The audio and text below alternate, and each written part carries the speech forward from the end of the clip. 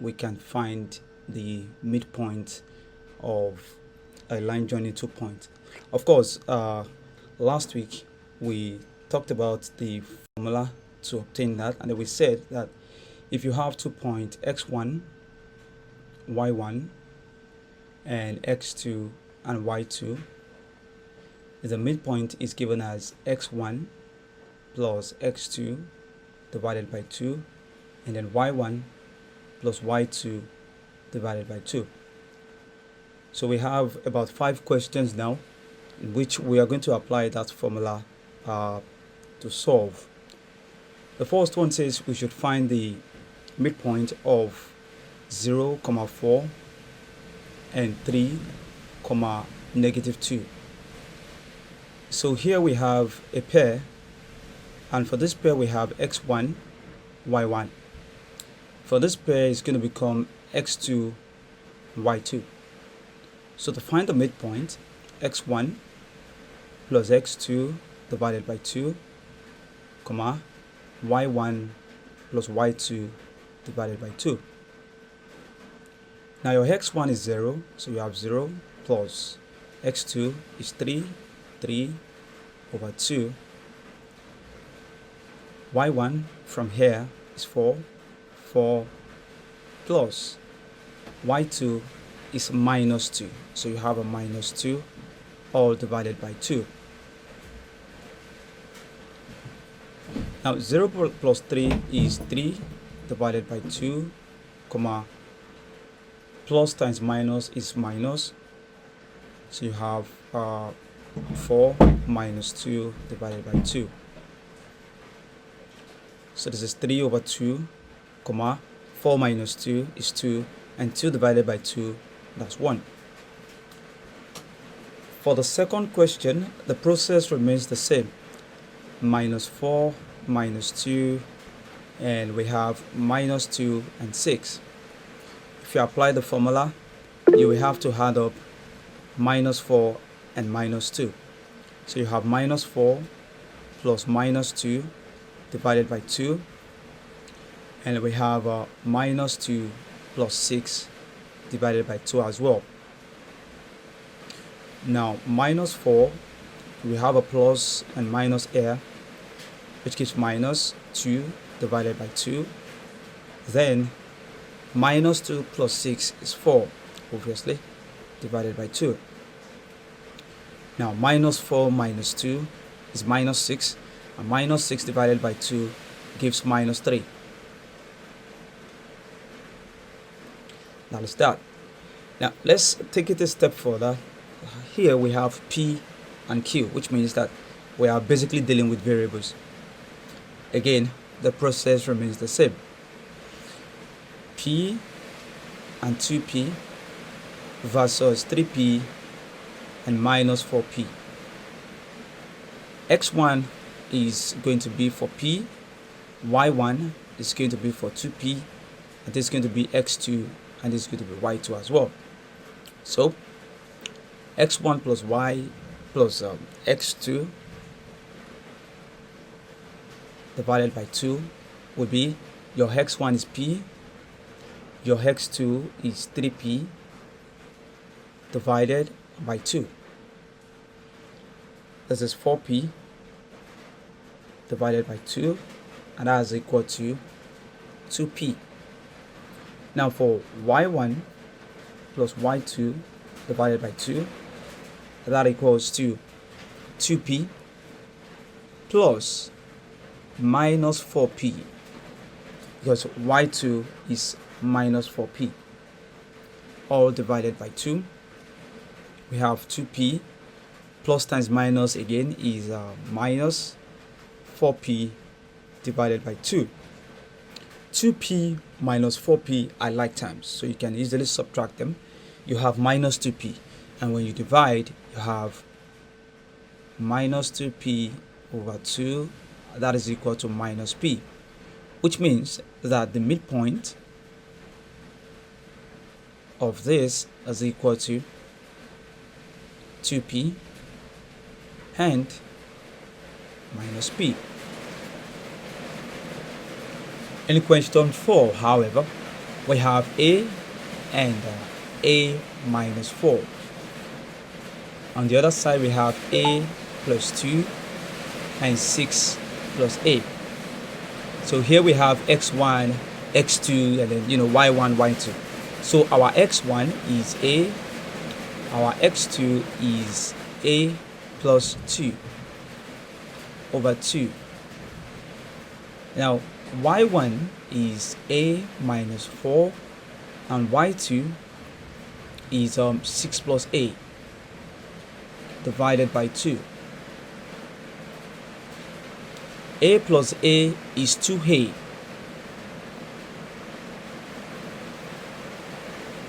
Plus 2. Oh. Alright, let me take that again because of the space. Right, so a plus a is 2a plus 2 over 2. And then we have a plus a here, which is 2a minus 4 plus 6. That is also plus 2 divided by 2. Now we cannot leave our answer like this. We have to factorize. Alright?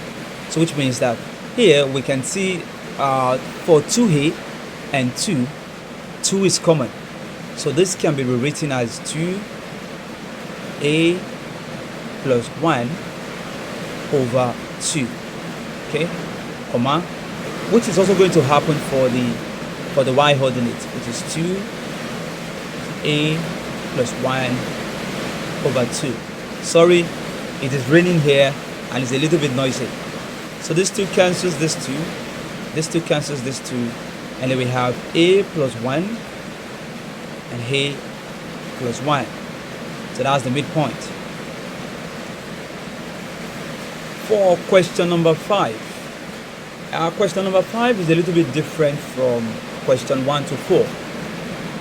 We were told that we have a, which has its coordinate at a, 3, and we have b, with its coordinate as 4, b. Now we have 2 missing parts. The first missing part is the lowercase a, and the other missing part is the lowercase b. But the question says that the midpoint of a and b is 3 over 5. So which means that after you've done your x1 plus x2 over 2, y1 plus y2 over 2, the answer you get is 3,5. So which means if I say this is x1, I call this y1. I say this is s2, then I call this y2. So I know that if I had x1 plus x2 divided by 2, and I take y1 plus y2 divided by 2, my answer must be equal to 3,5, because that is what it translates to. It says if the midpoint of AB is 3,5,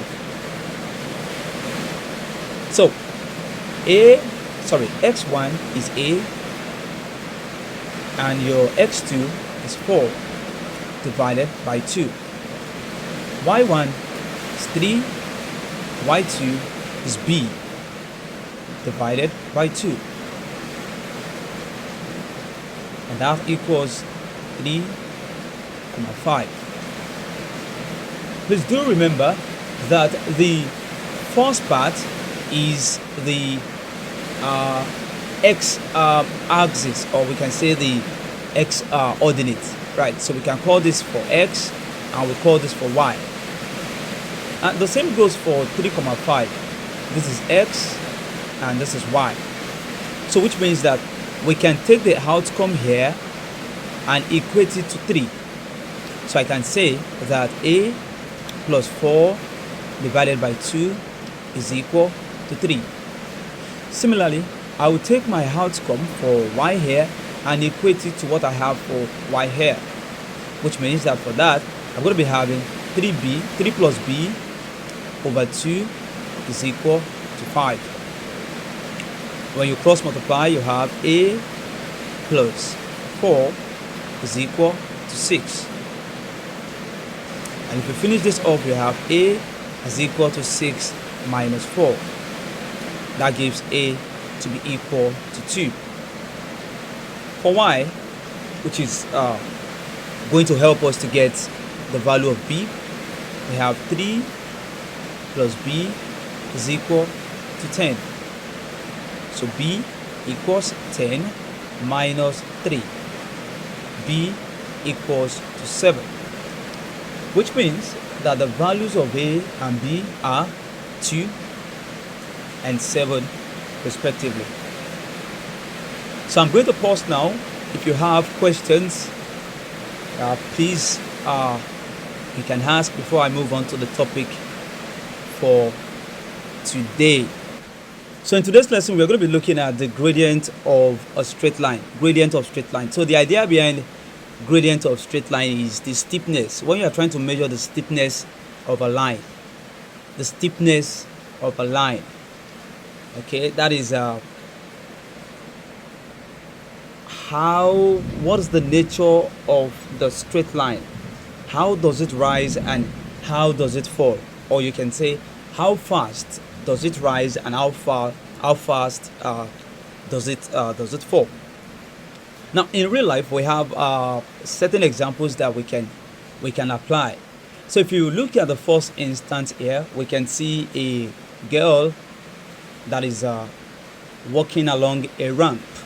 Okay, so to know how quickly the girl is moving, it is going to be determined by the gradient, all right, of the ramp. So how do you determine that? Generally, we determine that by the rise versus the fall, or run rather, sorry, is the rise versus the run. So the rise is the vertical, this is rise, and the run is the horizontal. So which means that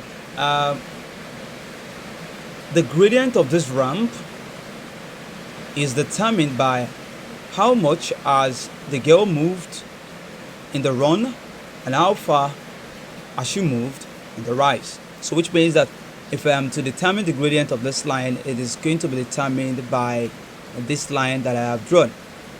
And this line that I have drawn, which is telling us how quickly can you move along that line.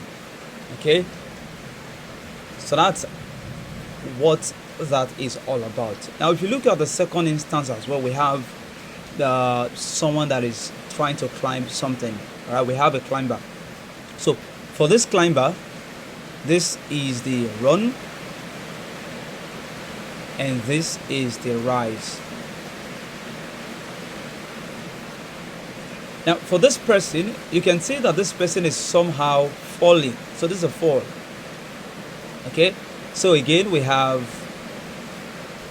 the run, and in this case we have a fall. So in the end, we are going to realize as we move on that this is going to give us a positive answer. This is going to give us a positive answer, and for this guy that is falling, we're going to be having a negative result for the slope or the gradient. Here for a boy that is climbing the stairs, you're going to see that here the stairs is not direct, it's not moving directly straight, all right, and it's not moving vertically at the same time. So you just have both vertical and horizontal moving all at once. This is what I'm saying. This boy right here is not moving directly, right? Okay, neither is it moving directly upwards, all right? It's moving along this line. So basically, as he is moving along this line, he's moving this way, which is horizontal, and is moving this way, which is vertical. Or we can say running is running, and at the same time is rising. So the ratio of this rise versus run is what determines the gradient or the slope of the stairs. So for this, as you move, you have the run, and here you have the rise.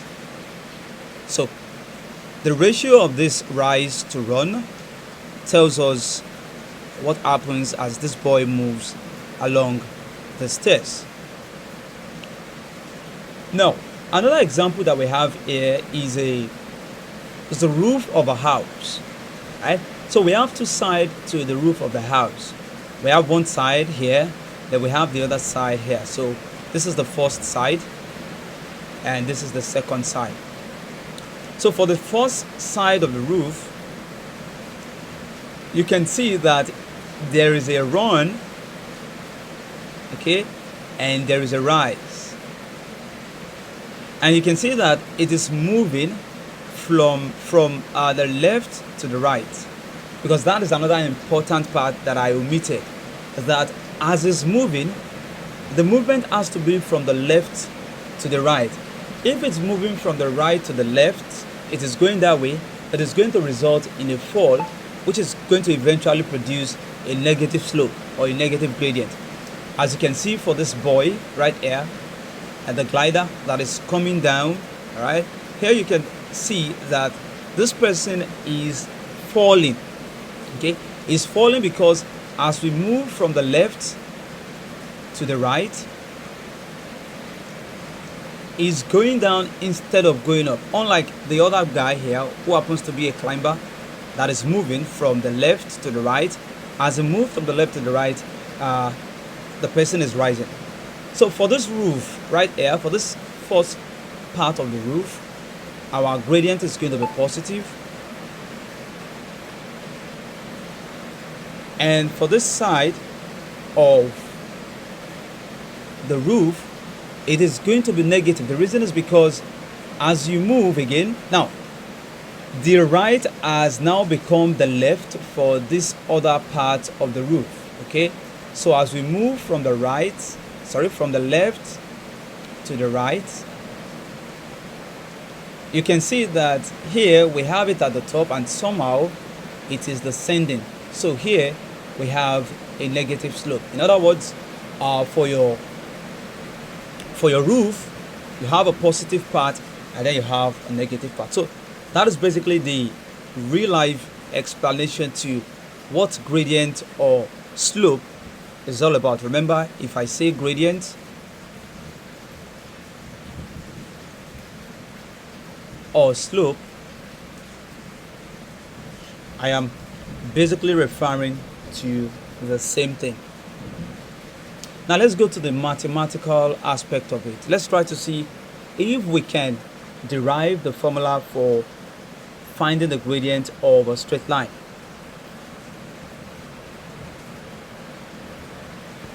So let's say we have our plane, XY plane. Okay.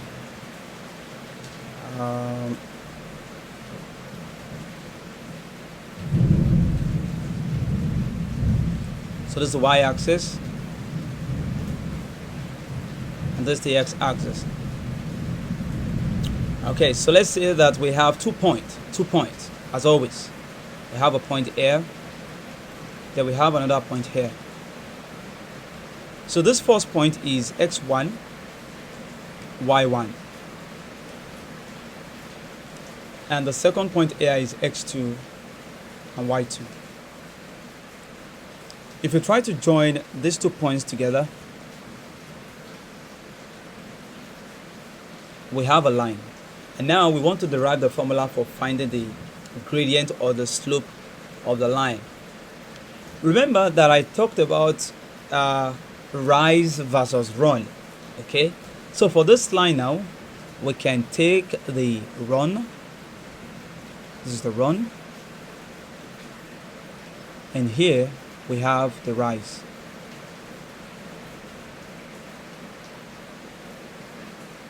Now, moving on, remember that this x1, y1, based on what we learned in our previous lesson, is alluding to the fact that, oh, if I trace it to the x-axis, I have x1.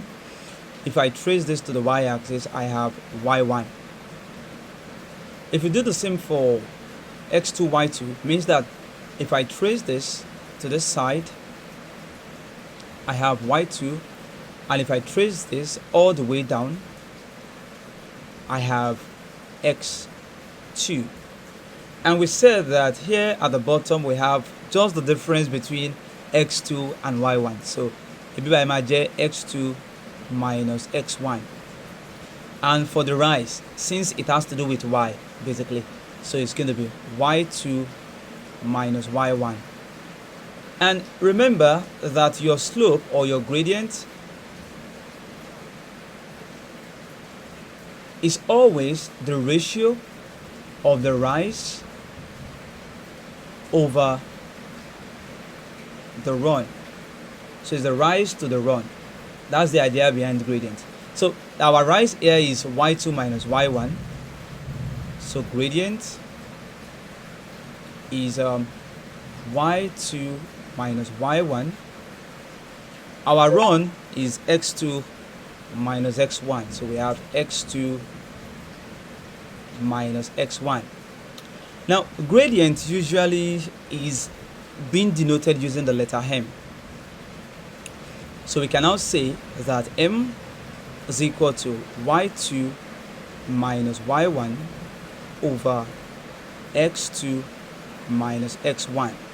So here is the formula for calculating the gradient of a straight line. This formula can also be written in another form. Alright, we can also write this formula as m is equal to y1 minus y2 over x1 minus x2.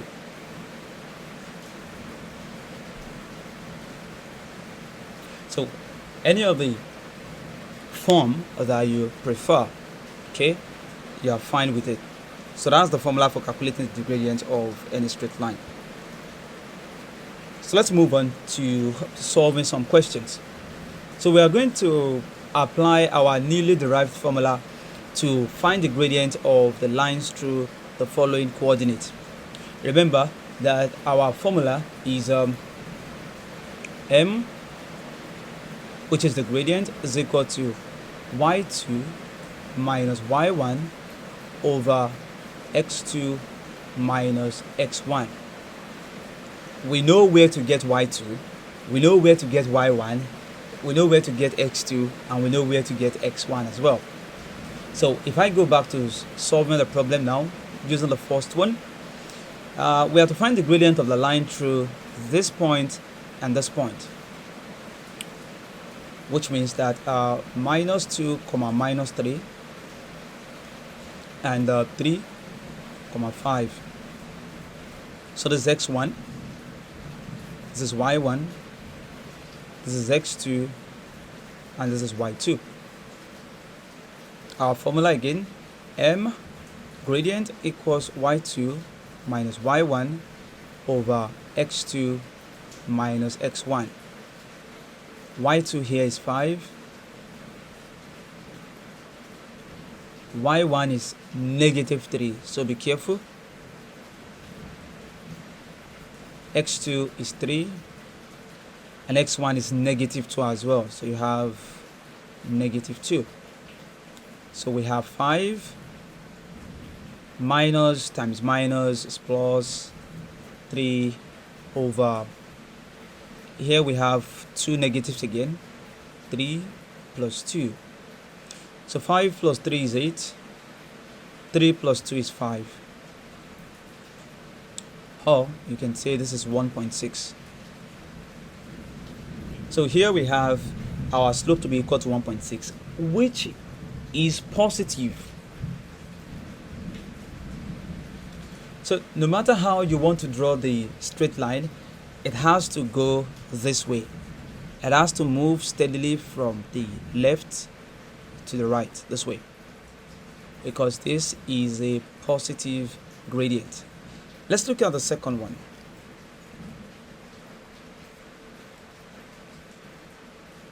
Minus 2 and 5, 4 and minus 2. The process remains the same. x1, y1, x2, y2. M equals y2 minus y1 over x2 minus x1. y2 is minus 2. Right? y1 is 5 over x2 is 4, x1 is minus 2, so we have minus 2. So this is equal to minus 7 over 6. You can put that on your calculator, whatever it is, but here we are going to be having a negative slope, so we have minus a negative answer. Alright, so which means that if you are to draw the line or to sketch the line from the left to the right, you are going to be having it falling down this way. So that is that for that. Let's look at the next one. We have this is going to be our x1, I believe. It's going to be y1, and this is going to be x2, and this is going to be y2. M equals y2 minus y1 over x2 minus x1. y2 is 3, y1 is 3 over x2 is 5, and x1 is minus 2. So this is equal to 0 over 5 plus 2, 0 over 7. 0 over 7 is equal to 0. Now here our slope is equal to 0. Now you might be asking, in all of the instances that I have given, especially the real life scenario that I have given, I did not mention the case where the gradient could be 0. The only ones we talked about is, it could be positive or it could be negative. Well, it could also be 0. And if it is 0, it means that your line is basically just resting parallel to the x-axis. So it's just going to be like this. So if I draw an xy plane,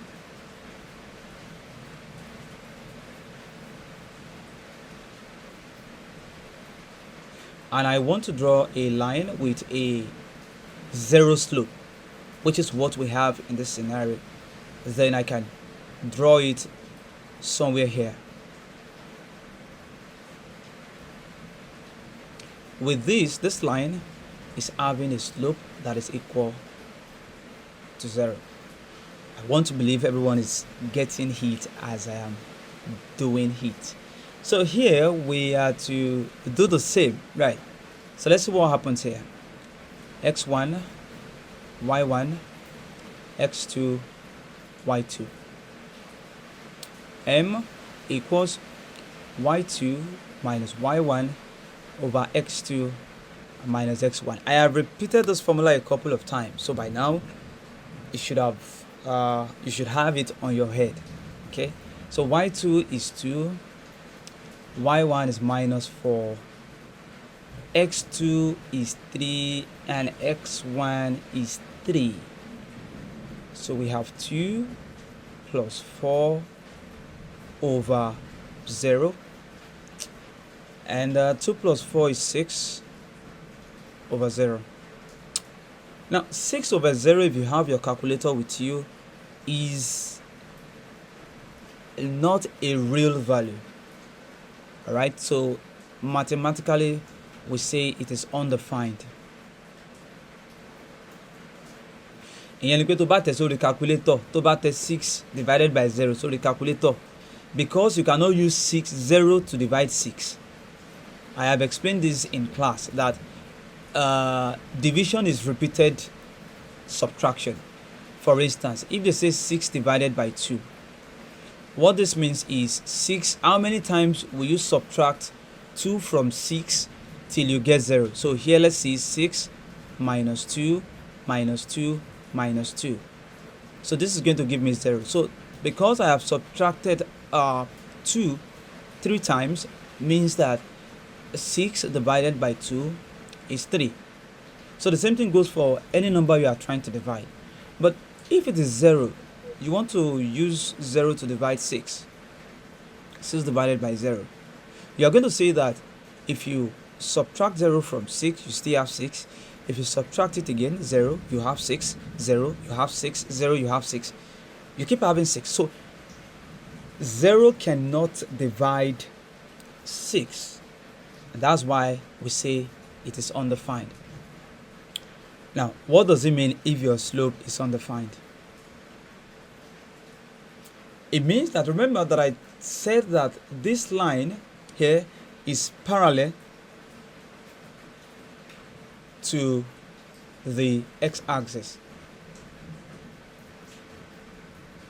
Now for this, where you don't have a slope, it means that your line is parallel to the y-axis. So if I'm going to draw the line, a line that has an undefined gradient or undefined slope, I'll be drawing it this way. So it's just vertical. Right, so this is going to be parallel to the y-axis. And again, if you want to draw it on your xy plane,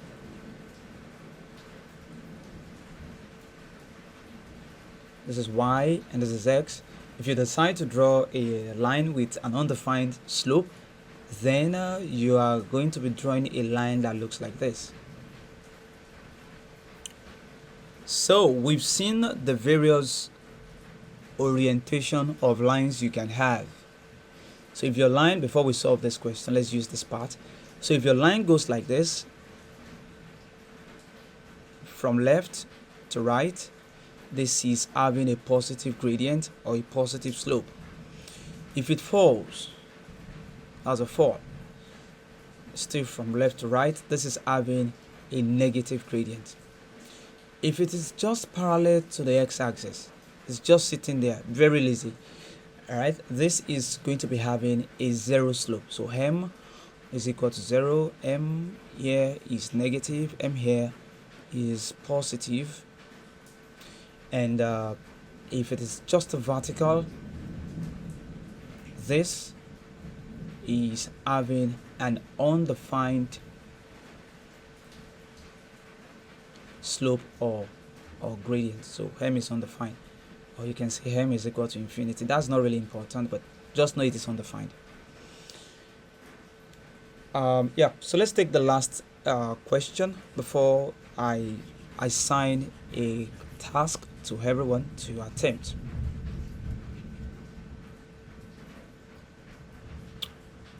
Here it says that given that the gradient of the line joining a comma 3, so we have a comma 3 and we have 4 comma minus 1. So the gradient of this guys is equal to 4. So m is equal to 4. So we have x1, y1 again, x2, y2. Our formula, m equals y2 minus y1 over x2 minus x1.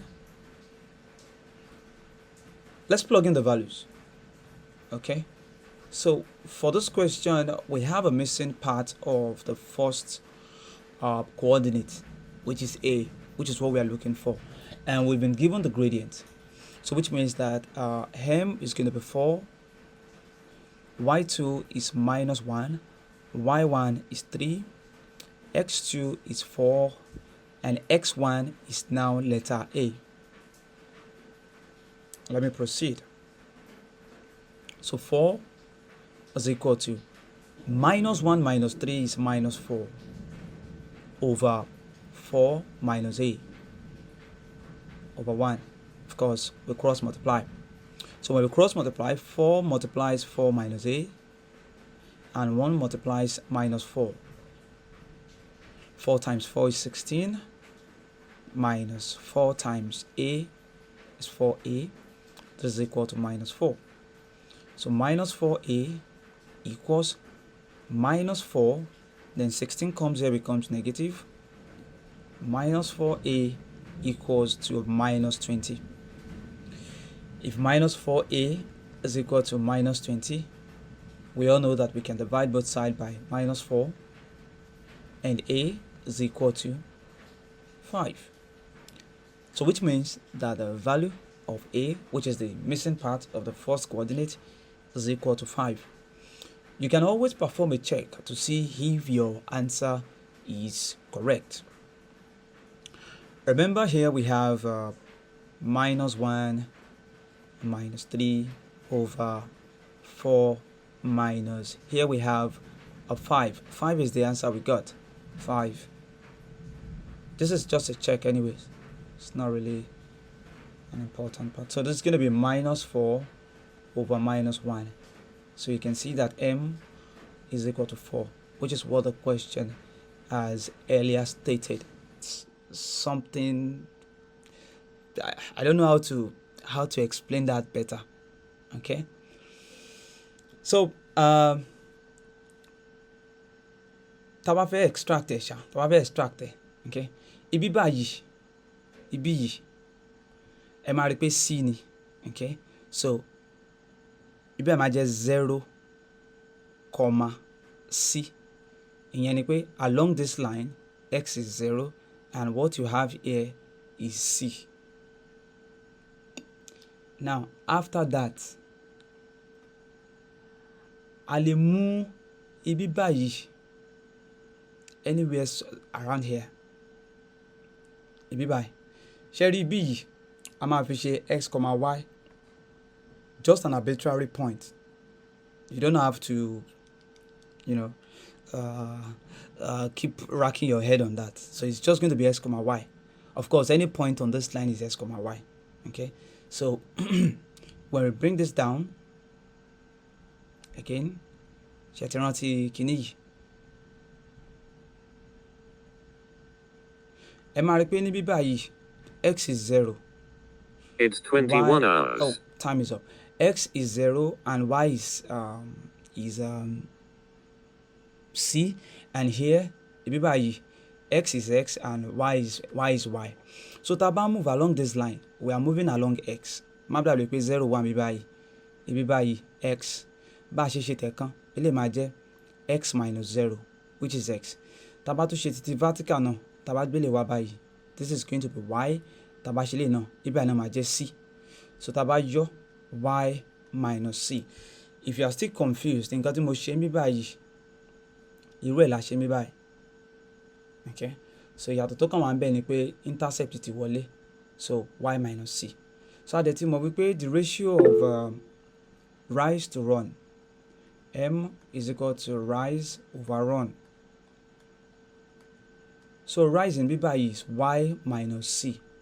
Run is x minus 0, and x minus 0 is x. So kí la máa ṣe láti bíbá? Ẹ jẹ́ ká cross multiply. Tá bá cross multiply, ilé máa lọ sí bíbá, ilé máa wá sí bíbá. A jẹ́ y minus c is equal to mx. So tá bá gbé minus c yìí wá sí bíbá yìí, a di y is equal to mx plus c. This is the equation of a straight line. Now, this equation of a straight line, y equals mx plus c. This m here is the guy that you've known before, gradient. And this c is the intercept, and to be precise, is the y-intercept. So because our time is up, I'll be stopping here today, and by our next lesson, we will be taking examples on the equation of straight line.